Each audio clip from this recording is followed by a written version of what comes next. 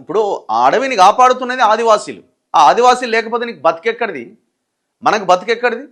పీల్చే గాలి ఎక్కడిది? 100 కోట్లు పెట్టి బాత్రూమ్ కట్టించిండు. దీని అవినీతి గురించి ఎందుకు బయట పెట్టారు? రేవంత్ రెడ్డిని అడగాల, ఎందుకు బయట పెట్టావు రేవంత్ రెడ్డి అని. అమిత్ షాతో పెట్టుకోక bro please I respect you అంటే పెట్టుకోవడం అంటే ఏంది? ఆయనతోనే ఏమైనా మల్ల యుద్ధానికి దిగుతున్నానా? ఒక ఆయన రేవంత్ రెడ్డితో పెట్టుకోకంటాడు, ఒక ఆయన కేసీఆర్తో పెట్టుకోకంటాడు. అసలు ఏంది? ఎవరు మీరంతా? ప్రజలు గెలిపిస్తే లీడర్లు అయ్యారు మీరంతా. ఇవాళ రాజ్యం మీ చేతిలో ఉండొచ్చు, పవర్ మీ చేతిలో ఉండొచ్చు, దర్యాప్తు సంస్థలు మీ చేతిలో ఉండొచ్చు. అంత మాత్రాన హారిబుల్ కామెంట్స్ పెట్టిన వాళ్ళ మీద కేసు పెట్టాలి. ఆ ప్రయత్నం కూడా జరుగుతుంది. అదే ఎన్ఐఏకి మేము కంప్లైంట్ చేస్తాం ఖచ్చితంగా. ఇన్నయ్య గారు బయటికి వస్తారా? ఎవరైనా బయటకు వస్తారు, ఎవరైనా బయటికి వస్తారు. ఇప్పుడు ఆయన కూడా తప్పు చేసిండా చేయలేదన్నది కోర్టు డిసైడ్ చేయాలా. అర్థమైందా?